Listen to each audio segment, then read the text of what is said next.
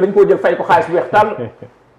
ah d'accord dafa nag René rapport ak ngi de. rapport ak ngi Cour des comptes. point de presse bi ñu bëree bëri question bi ñu ci am mooy ay avocat ngeen indi mais politique ngeen gën a jëfe ndax noonu la demee tamit. mais soo xoolee man nu ma gisee point de presse bi. il a fallu 1h30 30 minutes pour Olivier Sur de déconstruire un mensonge qui vient de plus d'1 an.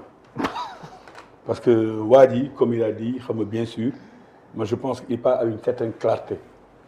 Il a été l'avocat de Karim Wade. C'est vrai, il est venu au Sénégal, Macky Sall interdit quoi. Un avocat, mais les raisons, je ne sais pas, un avocat, c'est un businessman. Avocat, un avocat émérite, nit di lay jël avocat tey day défendre kii su mu défendre keneen su mu défendre keneen. avocat bokkul parti politique. C'est-à-dire que tey mais s'il a envie il peut défendre même tey le régime là. Mais on a vu avec quelqu'un ils sont allés prendre quelqu'un comme Juan Branco qui se ressemble s'assemble. Quand il a écrit un livre xam nga su coup d'état xam nga insurrectionnel xam nga lan ñoom ak ñoom ñoo yem ñoom il voulait mener ce pays dans une situation insurrectionnelle. D'accord. Heureusement dans ce pays il y a des forces qui ont su maintenir ce pays. C'est-à-dire que tey su amu woon tey lambay day ñaaw. Moo tax tout à l'heure je l'ai entendu et je me perds même dans ce qu'il disait quoi parce que il a fait toute une lecture arithmétique ne lii amoon na lii. Je le comprends. Document à l'appui. Non mais je le comprends c'est un expert. Xam nga c'est un pour expert. dire le rapport de la Cour des comptes à l'appui. Non man c'est-à-dire que c'est pas le rapport de la Cour des comptes. moo indi fii. waaw yéen dafa mel ni bii waxoon na si dara yéen. sëñ bi.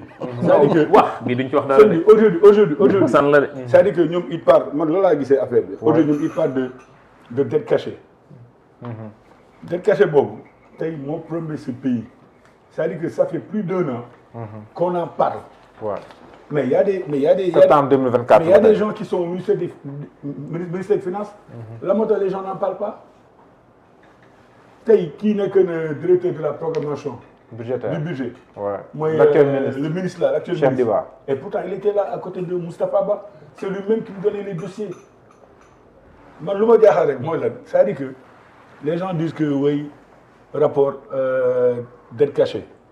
C'est-à-dire que la moo caché pour l'instant ce sont les rapports du PASTEF qui sont cachés tey ñoom waa PASTEF ñoom ñoo bëggul joxe. lan la ñuy joxe. mais rapport yi. kan lañ koy jox. mais écoutez tey yéen tuumal nit c'est-à-dire que si vous voulez c'est tenir l'image du président Macky Sall avec son parcours brillant, élogieux et ce qu'il a fait pour ce pays. xam tey nit ku nekk nit c'est-à-dire que hors président Macky Sall dafa dépasser même le Sénégal. ba ci 82 morts. xam 82 morts yi la moo gën a garaaw tey na jël toute la responsabilité na ne président Macky Sall moo rey ñooñu alors que on a vu des gens yoo xam ne jël ay sànni si ay bus nga gis ñu def ay affaires yu garaaw man tey wóor na yàlla je ne dirai jamais je dirais que la responsabilité elle peut être partagée. Le chef suprême des armées c'est qui? Mais écoutez la responsabilité elle peut être partagée entre le gouvernement qui était là et ce gouvernement-là qui est au pouvoir. Parce qu'on a vu on a vu qu'il y avait des forces spéciales. Pourtant Antoine Diome en disait, les gens n'y croyaient pas. Forces spéciales. am na fi ay djihadistes. ay gars yoo xam ne on a vu ay mais c'est-à-dire que yéen tey vous êtes au pouvoir. Tout le temps on parle de numéro 9 wala ay numéro 6 xam nga 8 mais ñoom xam ne ñooñu ñan la pourquoi ces gens-là di leen woo. mais à ton avis de quel droit moom la ñu bari di posé wu. moom lañ jàpp ne avocat président Macky Sall wala ñoom moom la ñu am ba war a mën a demander ay rapport Vraiment. ñoo xamante ni diggante état ak état lañ ko war a sekkal wala institution. mais xam man soo xoolee benn démarche laa xam d'accord monsieur woon mais le fait qu'on avait demandé FMI de trancher parce que tey un parti d'opposition ne peut pas demander à une institution financière ne mu trancher entre un état souverain ak un parti d'opposition mënu nekk. kon loolu d'accord su woon si APR. non mënu nekk chacun mënu nekk parce que mënu loolu FMI du mos a jox raison le parti d'opposition. APR si kaw état du Sénégal. parce que xam ay relations géopolitiques am na yeneen yoo xam ne qui dépassent même le Sénégal. Donc lu ma gëm rek mooy que ñoom tey aujourd'hui su nekkee ñoom ñoo yor affaire yi mais ni jéem affaire yi gars yi xam ko Macky Sall mënoo leen yàq deram nee na moom moo def lii Macky Sall a pris le devant et le connaissant je sais que il est assis sur de bons morceaux président Macky Sall du mosoo du nit boo xam ne day wax loo xam ne day jël benn affaire rek ak engagé xeex boobu. mais moo fi def lu kenn deful. mooy lan. 80 personnes yu dee. non mais xam nga yaa ngi revenir si yooyu sax ba tey. waaw demal moom sax. moom d'accord quoi demal ñu ngi ci rapport man yooyu mu ma si la ma dem mu ma si wax de. ok parce que man waaye bés ma dee li may laaj yaa ne am na ñuy rey nit yaa wax loolu. waaw c'est vrai mais am na loo xam ne saa yi politique. jaral la ko jarul ma lay wax. mais René ñi di wax ne que président Macky Sall dafa tiit lan moo fi ñor bon koy màcc lan moo tax kenn accusé ko sax mu woo ay avocat stratégie bi lan la mais xam na loolu noonu tamit lan nga xam na parce que man lu ma jaaxal ah. oui ñoom au départ ils étaient amis avec le président Macky Sall.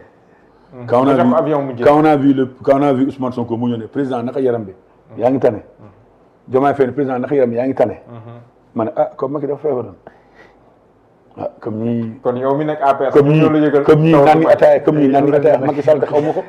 waaw léegi xam nga. ñenn naan ataaya Macky. ñoom Sonko Diomaye xam Macky day saa dafa mun. il est taquin quoi day ñëw ne la waaye daf la ni affaire yooyu.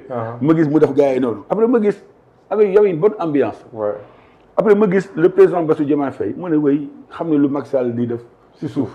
foofu laa d'accord ça il a le numéro du président Macky Sall. tey le président Macky Sall ah du question que jóge na Sénégal rek.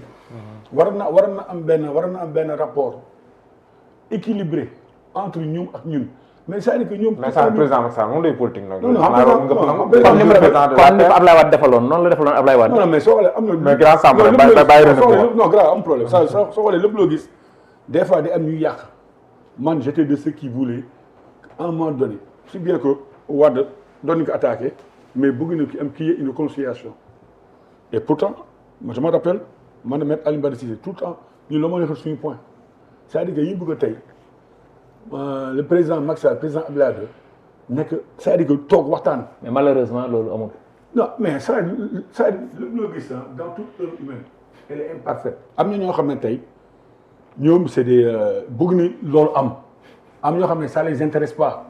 tey soo xoolee tey au sein de PASTEF je ne dirais pas que ñëpp ñu am di xalaatee neneen il y a des gens qui sont bien mais yéen tey xam ngeen tey aujourd'hui j'ai l'impression que vous êtes même le porte-parole du gouvernement mooy parti Awalé parce que aujourd'hui parce que nous sommes de la non coalition. c'est parce que vous êtes de la mouvement mais je vois que depuis un certain temps yéen laa gis ci terrain bi d'accord mais René ñëw tam si kii bi parce que laaj bi foog ñu toll lan moo tax pourquoi cette stratégie du président Macky Sall waaye du benn stratégie lan la teggi tuuma la teggi tuuma c'est-à-dire que nit na jaakaar ko yéen yaa leen mbokk mu neen toog waxtaan nit jékki-jékki ne président Macky Sall moo def lii loolu yëpp lan la toute cette faute là ah c'est de la communication du premier ministre Ousmane Sonko moo indi lii Sénégal moom mooy xëy mu ne moom moo xëy Sonko mooy yaatu. non mais écoutez Samba mais Sonko sax su tëddee nelaw loolu ay technique waa awala ñoom Sonko su tëddee nelaw sax day politique la preuve dama dégg si maire bi Aïda Mbodj xam moom moo njëkkat ne Sonko mu dem sëñ Mountakha Sonko muy waaj a dee ma dégg Sonko toog grand théâtre xam nga du bëgg grand théâtre parce que moom je pense que Dakar Arena la parce que Dakar Arena moom je pense que moom day seetaan tout le temps ay théâtre comme Idriss Seck ñu dama naa dafa la bëgg théâtre mu toog ne wéy moom dara jotu ko stratégie loon def kooku mooy stratégie mu ne damoon tax ay stratégie tey mu dégg ay dëmb encore mu ñëwaat ni Sonko dafa feebar ma ne femme bi moom xam moom lu jot Sonko moom lépp moo koy jëkk jot donc c'est pour dire que ñun on n'est pas nekk na si genre de stratégie yooyu tey lan la c'est quelqu'un qui a eu à travailler dans ce pays am na lu mu def nit yi gis ko d'accord tey demul élection keneen moo demoon élection ni gagné ko mais am na lu mu def am na ñoo xam ne tey ñu ne Macky Sall def fi dara il a dit je suis d'accord avec lui am na tey lu ñuy fay on va payer plus mais il faut voir que lu mu teg infrastructure yooyu yu baax la d'accord au niveau du PUDC et tant d'autres structures tey soo xoolee tey parce que soo xoolee PUDC mais c'est excellent d'accord mais nangu nga ni infrastructure yi ma la limal nii yëpp dañ koy fay vous êtes d'accord avec mais ngay fay mais lépp loo def dañ koy fay mais lépp loo def dañ koy fay à des sommes faramineuses mais même su nekkee d'accord c'est-à-dire que xam nga tey du ma xool somme faramineux c'est exagéré la laay xool quel est l'impact man la laa ni ñaan yéen tey neen église ce que nous avons fait comme par exemple tey dem ni ba dem ni ba terre bi dem na ba mu tudd ba Diamniadio. ñu yeggale yéen jëm nañ eggali terre bi. waaw mu dem ay Saly mu dem ay Mbour mu dem feneen. xam ban exemple laay jël. waaw. si da ngay Mexe. waaw Mexe Pekes Cilmaxa. 45 kilomètres. xam nga lan moo tax depuis 8 ans nit ñi amuñu tali ak li fa dee ci ay nit ci ay accident. xam nga ñaata la 8 milliards kese moom moo taxoon tali boobu depuis 8 ans kenn mënu koo defar. waa léegi d'accord naa vous êtes d'accord avec moi état di am li ñuy wooyee comme la théorie droite Eisenhower chaque état a des priorités peut-être que tey ñun suñu xam-xam. seen priorité. suñu priorité. lan la woon suñu xam-xam. lan la woon mooy foofu la yemoon. fan non seen priorité si non suñu priorité mooy par rapport à infrastructure bi ñu wax noonu. waaw on a eu à faire le terre. waaw même si bien c'est coûteux.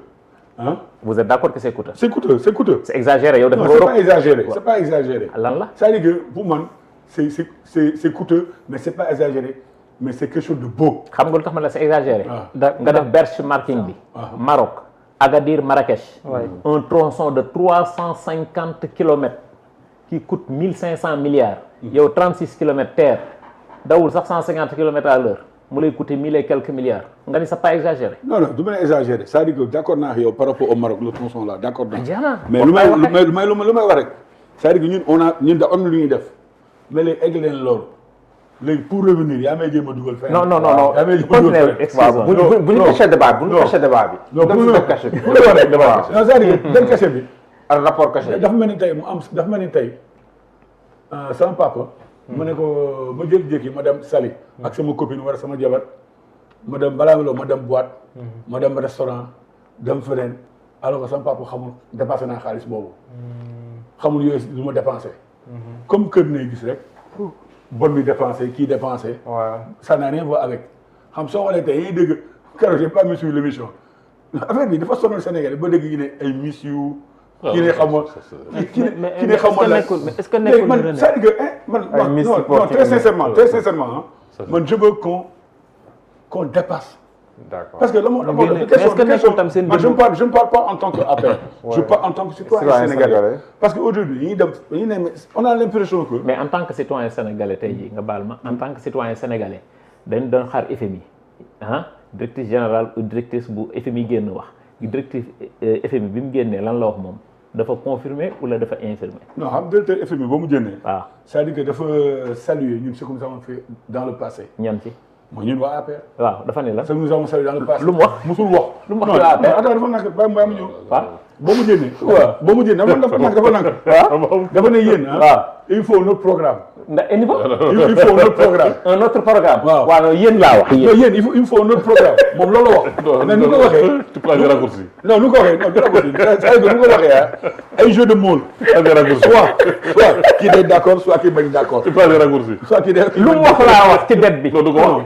mais est-ce que nekkul ne René aussi. en terme de rapport mën nañu jàpp ne. xaaral na ma tontu dama ne ko lan la wax ci dette bi. est-ce que nekkul ne tamit démb ne seen démb moom moo leen rattrapé parce que bi fi Ousmane Sonko amee problème Mame Mbaye Niang ses avocats di demander un rapport pour affaire Prodac dafa am nu ngeen taxawee woon est-ce que mënuñu jàpp tamit ne démb bi moom moo ne am na lépp am na dossier bi. non waxuma moom moo ko waxoon de. waaw non waxuma ba muy dem dig rapport bi ça a été classé jëm bi ne am na lépp. parce que boobu ces avocats dañ demandé ne ngeen déclassifier rapport bi pour su ko defee mën a dugg ci procès bi. waaw mais xam nga lan laa gëm ñoom ñoo war seen bopp jubal waaw.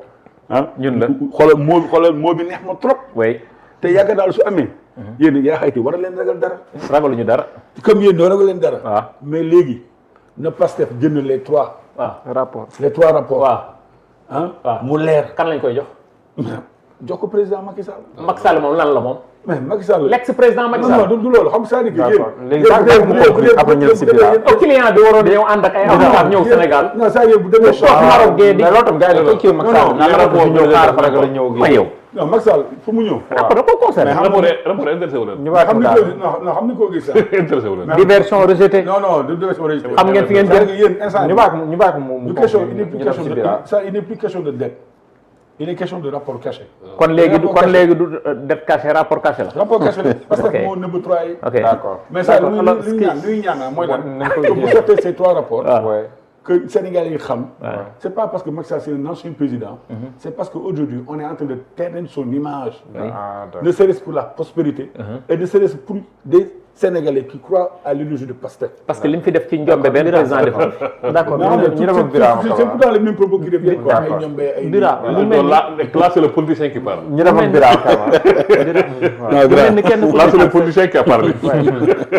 mu mel ni actuellement mën nañu wax ne ku nekk ak sa période démb Juan Branco la woon tey Olivier Sur la mu mel ni chaque confrontation am na fu muy toll il faut qu'il y ait une communication internationale wala lan lañ ko mën a téye le fait que venir ñenn ñi pour di wax ci yenn mbir yoo xam ne situation lay doon pour des personnes